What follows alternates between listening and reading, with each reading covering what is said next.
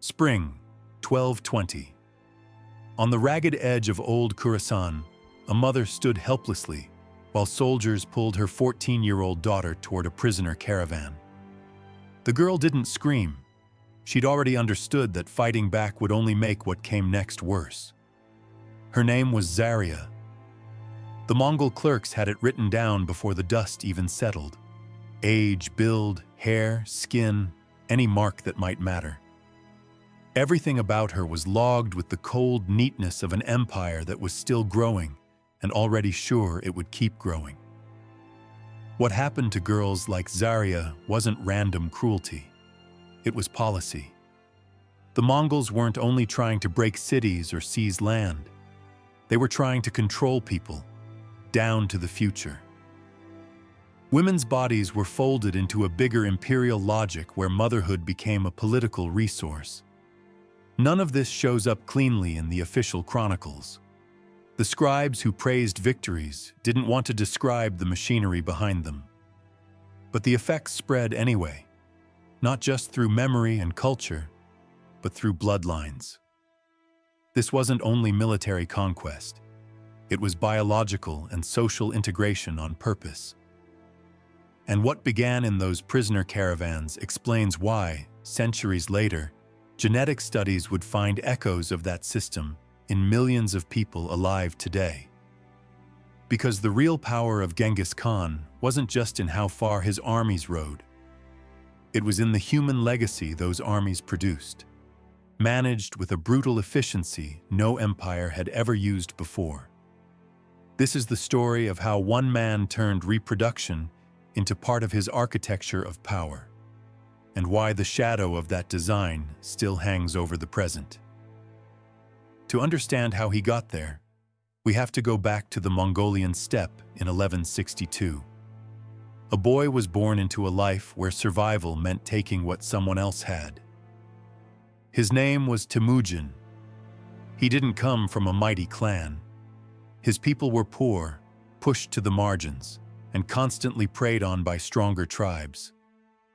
When Temüjin was 9, his father died, probably poisoned by enemies during one of the endless tribal feuds. Overnight, the family's protection vanished. Temüjin's mother, Hoelun, was abandoned with several small children and almost no support. The steppe doesn't do mercy. They ate roots. They ate raw fish. They ate whatever they could find that didn't find them first. That childhood carved a lesson into Temüjin early. The world was split into two kinds of people, those who take and those who get taken. By 16, he was promised to a girl named Börte. Then a rival tribe stormed in and kidnapped her.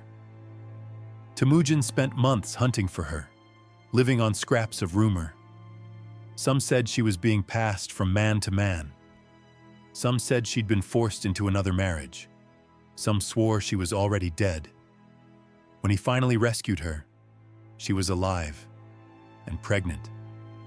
Was the child his? Was it one of theirs? He never knew. But something snapped into focus for him that night. A hard, clinical understanding. Women weren't just spoils of war. They were the future. And whoever controlled that future controlled everything else. Temüjin didn't build his power only with warriors. He built it with that idea, an idea no one around him had ever fully articulated. He watched enemy camps mourn their dead for days. He saw defeated men kill themselves out of shame. But the women lived. They adapted. They bore children. And those children grew up remembering who had seized their mothers. Temüjin didn't see that as a danger. He saw an opening. If you could control reproduction in conquered peoples, you wouldn't need to hold a territory forever with garrisons. You could remake it from the inside. Children would grow up Mongol by blood, by language, by loyalty, and the old identity would wither in a single generation. So when, in 1206, the Mongol tribes raised Temüjin up as Great Khan and gave him the name Genghis Khan, he already had something in motion. Later administrators would call it the permanent sowing system. That sounds almost mystical, but it wasn't philosophy. It was protocol, a military method. And the first real test came fast. In 1209, Genghis Khan marched against the Tangut kingdom. The Mongols didn't arrive like a chaotic swarm. They arrived like a machine. With the cavalry came scribes, administrators, and physicians who understood female anatomy in practical, ruthless ways. Weeks before the siege, spies slipped into Tangut cities and built secret censuses. How many women were there? What ages? What physical traits? Which families? Which lineages? All of it was written onto parchment rolls. What might be the earliest industrial records of sexual violence in history? When the first Tangut city fell, the Mongols divided the population with surgical calm. Men were executed or enslaved. Women were sorted into reproductive classes. Primary reproducers, 14 to 30, no obvious deformities. Secondary reproducers, 31 to 40, proven mothers, still usable. Discard, under 14, over 40, sick, injured. The first two groups were marked with ink on the wrist and assigned to specialized caravans that followed behind the army. The third group vanished. No lists, no return. The system was terrifyingly efficient. These caravans weren't normal prisoner lines. They were mobile processing units, wagons built like rolling cages with internal divisions to separate women by status.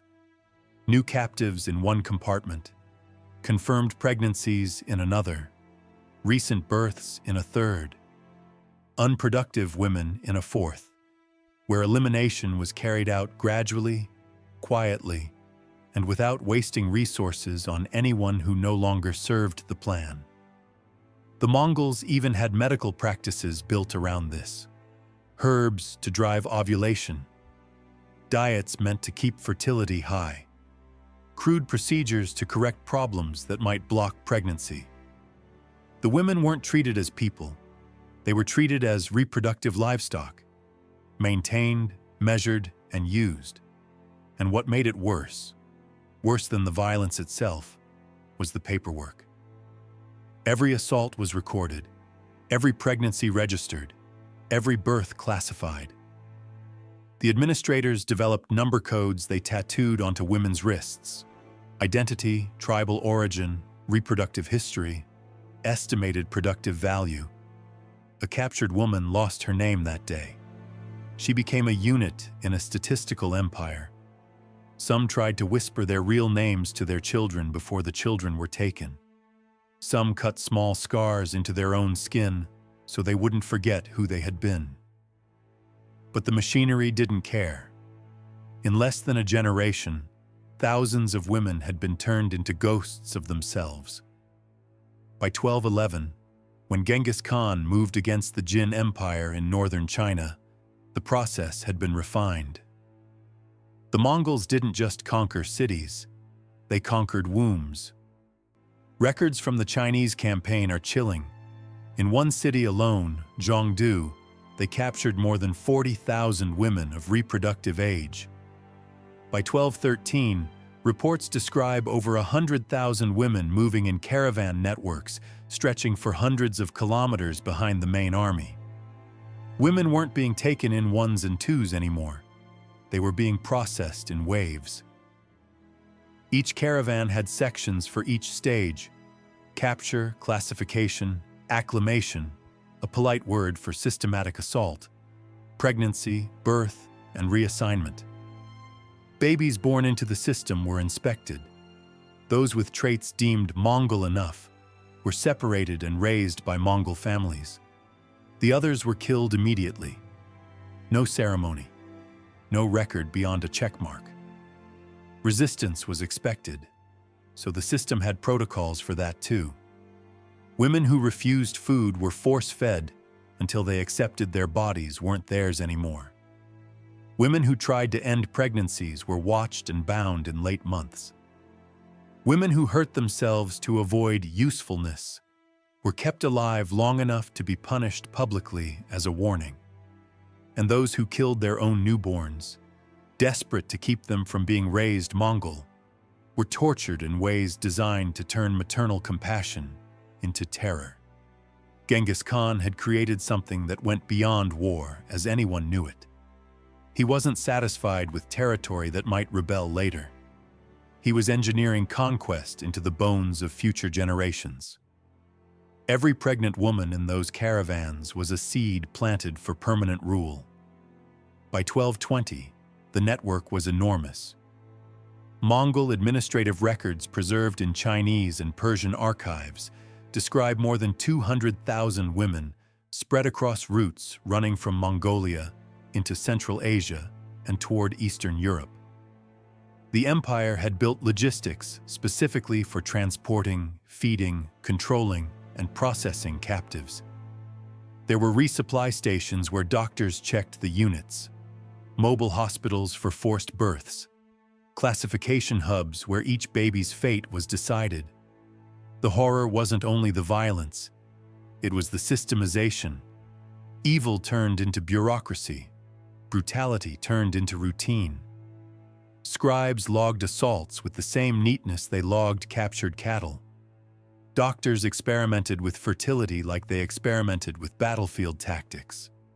Administrators calculated human production rates the way they counted stolen gold. And yet, even inside that machine, the women found ways to resist. Ways the Mongols couldn't fully record because they lived between the lines of bureaucracy.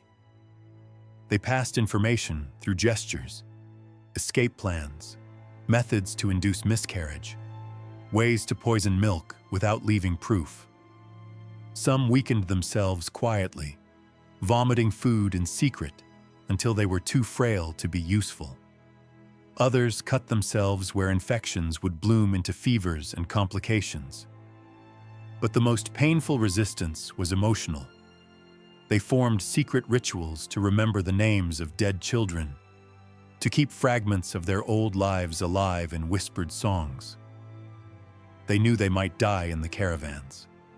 Still, they fought to make sure something of who they were survived, if only as breath in the cold steppe night. And that brings us back to Zaria, walking in silence at the edge of Khorasan, entering a system that had already been perfected by a man who understood that conquest didn't end when the swords were sheathed. In 1219, the campaign against the Khwarezmian Empire pushed that system into its most refined form. By then, the Mongols weren't improvising. They had procedures for different kinds of cities, different cultures, different patterns of resistance. What had started as brutal experimentation had hardened into doctrine. Before the main army even appeared on the horizon, intelligence teams had already been at work inside Khwarezmian territory. These weren't just scouts counting walls and wells. They cataloged women, yes, but also their families, their social standing, their skills, and the emotional ties that could be used to break them. Every detail was ammunition in a psychological war designed to make processing smoother and faster. So when the Mongols finally arrived, they didn't come only to loot. They came to harvest. Bukhara, Samarkand, Merv. City after city fell under the same cold rhythm. Women were pulled away from their families with industrial precision. By this point, the Mongols had learned exactly how long they could keep mothers near small children before moving them on. The first weeks of acclimation were easier if a woman believed her child was still close. But after about 3 months, separating them shattered something deeper. It broke the last thread of resistance. The system had learned that timeline like a surgeon learns where to cut. They also had different tracks for different classes. Women of the noble families were handled separately, not out of mercy, out of calculation. They were assigned to higher-ranking officers, placed in slightly better tents. given a thin layer of ceremony to disguise the same violence. Mongol administrators had noticed that children of noble women tended to show physical traits that made later integration into Mongol aristocracy easier. So these women were treated like high-value breeders. Peasants, by contrast, were processed in mass batches. Their value was simpler: physical stamina, the ability to survive pregnancy under marching, hunger, and terror. They were treated as durable stock, useful for volume rather than prestige.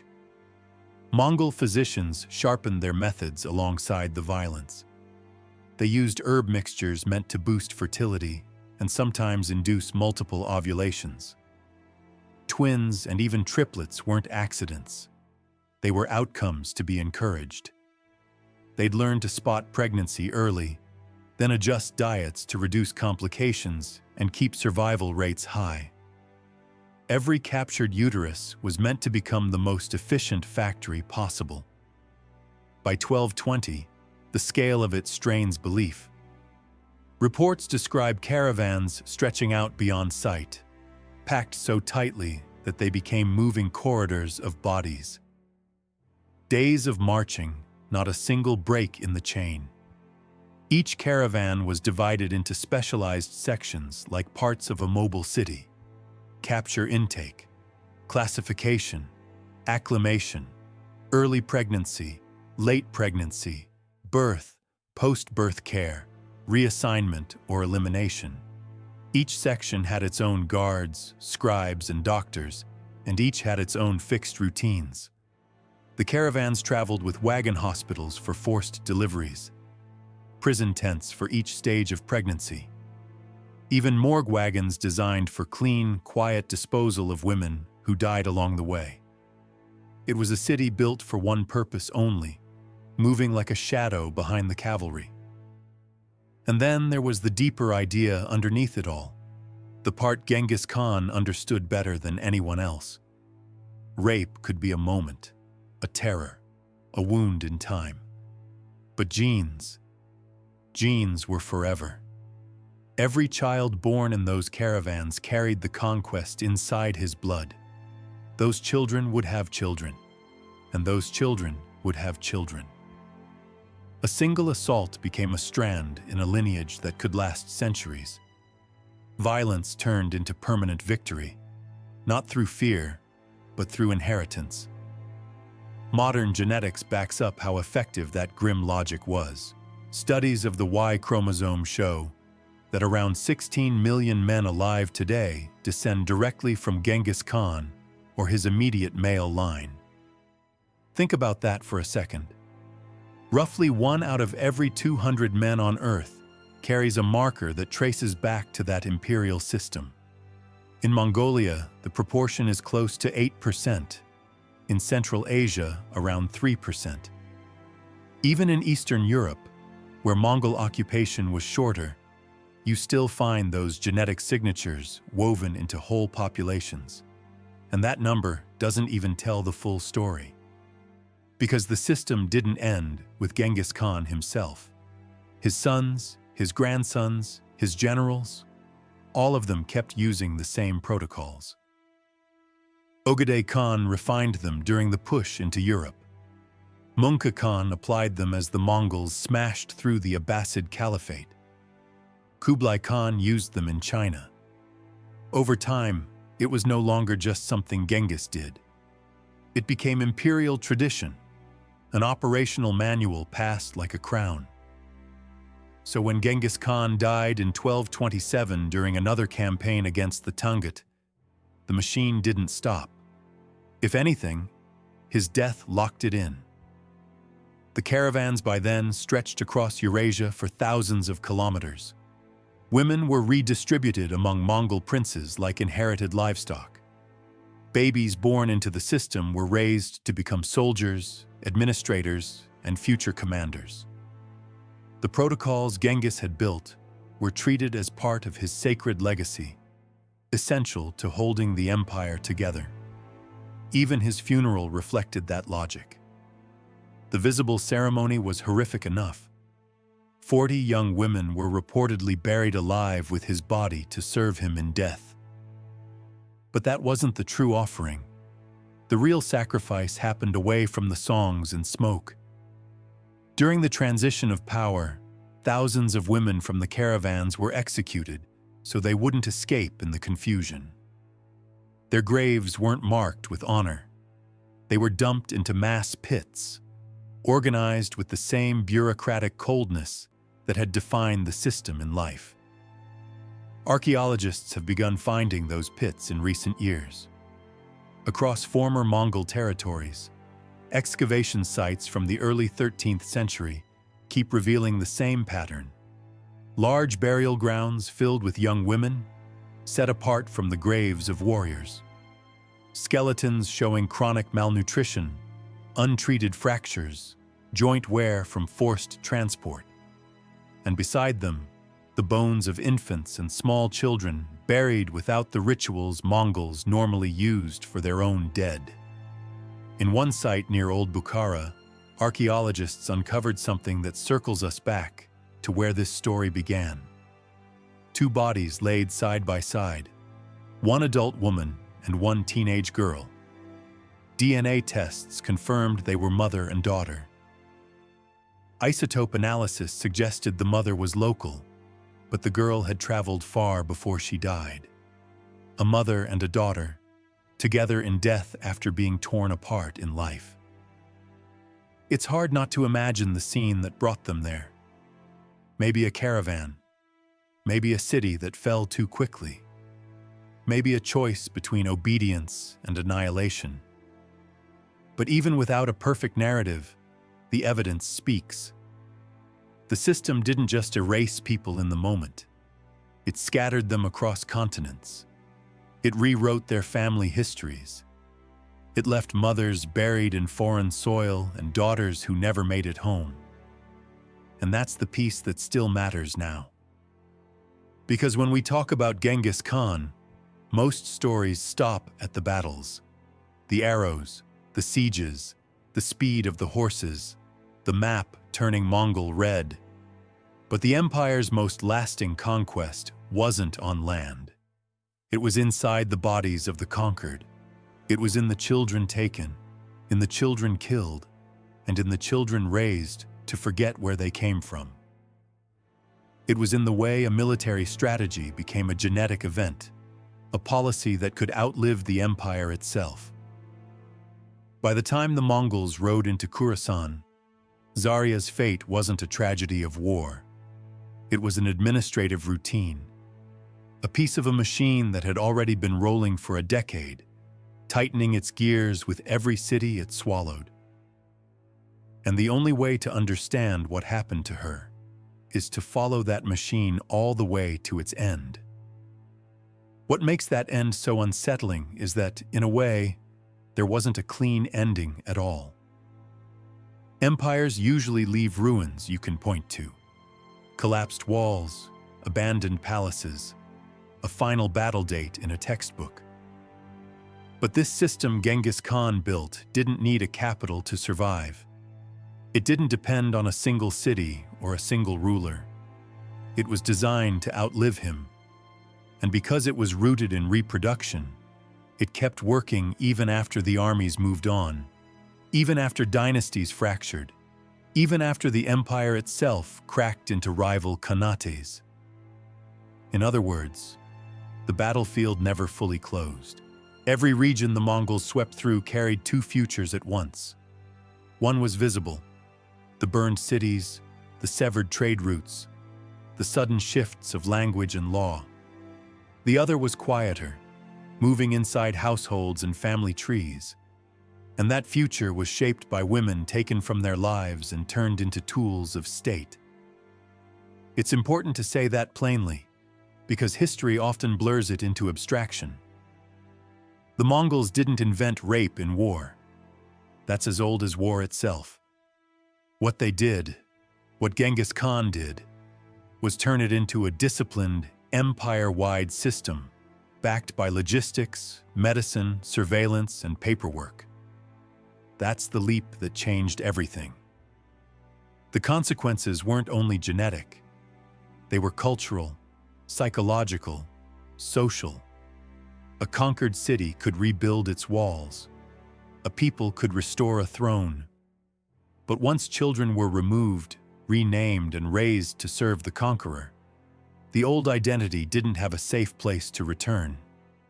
The Mongols understood this.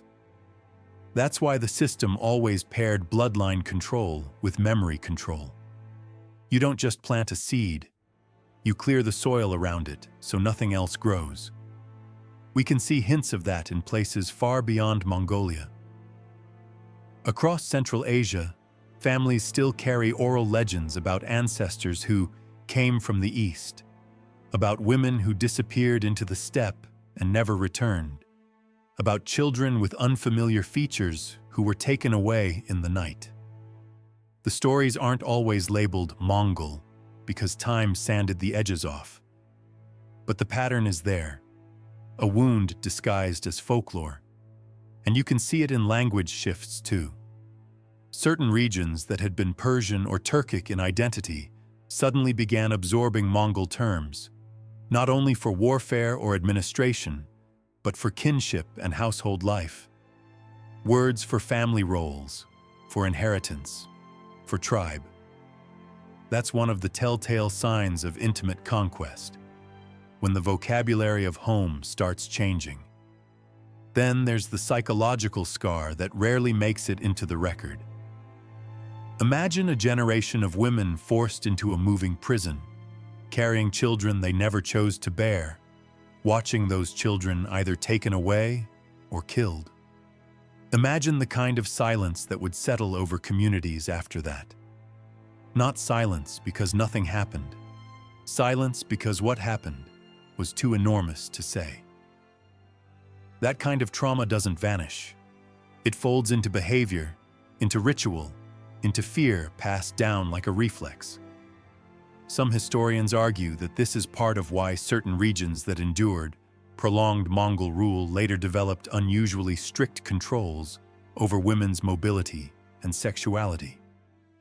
Not because those societies were naturally that way, but because they had learned, in the most brutal way possible, that women's bodies could become the front line of imperial domination.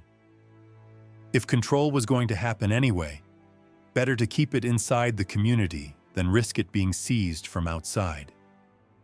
That doesn't excuse those systems, but it helps explain them. Trauma doesn't always produce freedom. Sometimes it produces cages made by survivors. For the Mongols, though, the system remained a source of pride. Later chronicles celebrated the vast family of Genghis Khan, the way his descendants filled the ruling class of the empire. His sons and grandsons weren't just heirs. They were proof that the permanent sowing system worked. Each new Khan inherited not only territory and armies, but a biological strategy for keeping conquest alive without constant occupation. And when the empire fractured, the strategy spread into smaller versions of itself. In the Golden Horde, in the Ilkhanate, in the Chagatai Khanate, old Mongol protocols merged with local customs, producing new hierarchies, some less openly systematic, but still rooted in the same logic. Control of women meant control of tomorrow. If you could shape tomorrow, you didn't have to fear rebellion today. This is why the genetic footprints don't fade at the empire's borders. You find that signature line not only in places where the Mongols stayed for generations, but along their routes, their staging grounds, their refueling centers. The caravans were basically moving institutions. Wherever they paused, they left children behind, sometimes raised Mongol, sometimes absorbed into local life, sometimes rejected, sometimes hidden. Either way, a trace remained. When modern researchers mapped that Y chromosome cluster for the first time, the result wasn't just a scientific curiosity. It was a confirmation of a historical system that had always been half invisible. It was biology agreeing with horror. And yet, There's a trap in focusing on genetics alone, because it risks turning human suffering into statistics. So let's come back to the people inside the machine. Zaria wasn't a data point. She was a girl pulled from her mother's arms. A girl who learned that silence might be the only way to survive the next hour. A girl whose name the scribes recorded, then replaced with a number. A girl who entered a caravan built to erase her history and harvest her future. We don't know her final chapter. The records are too clean for that. Bureaucracies don't store screams, but we can say what her world would have been like. The march itself would have been a test of endurance. Days of dust, hunger, cold nights. Guards who treated bodies like cargo. Doctors who examined her the way a farmer examines a mare. The ink on her wrist would decide her compartment. Her reproductive value would decide how long she lived. And every time she stepped into a new stage of the process, her world would shrink further, from daughter to captive, to unit, to womb. If she became pregnant, her baby would not belong to her. Not in name, not in future, not even in burial. If the child looked Mongol, it would be taken. If it didn't, it would die. Either way, her motherhood would be stripped down to function. And if she resisted, she would learn quickly what the system had already practiced for years. Resistance was not met with chaos, but with procedure. The punishment would be planned, public, instructional. This was the part the Mongols never quite predicted. The ways women resisted without leaving a trace the empire could count. The small acts of refusal, the hidden rituals, the whispered songs that carried old names through the dark. The decision to love a child while knowing that love would be punished. The decision to remember anyway. Because even when everything else was stolen, memory could still be fought for. This is why, when archaeologists dig mass graves and find mothers and daughters buried together, the discovery feels like more than science. It feels like a message that slipped past the empire. Proof that bonds survived long enough to be laid side by side, even if only at the end. So what do we do with this history now? We don't tell it to glorify an empire that grew on terror. We don't tell it to reduce suffering into a headline about 16 million descendants. We tell it because it forces us to see conquest differently. It reminds us that power doesn't always announce itself with banners and battles. Sometimes the deepest kind of power is quiet, hidden in policy, in bodies, in the long curve of generations. It reminds us that war isn't only about land. It's about who gets to shape the future, and at what cost. And it leaves us with a final, uncomfortable truth. The Mongol Empire is gone. The Khanates collapsed, the cities rebuilt, the banners rotted. But the people born out of that system are still here, millions of them.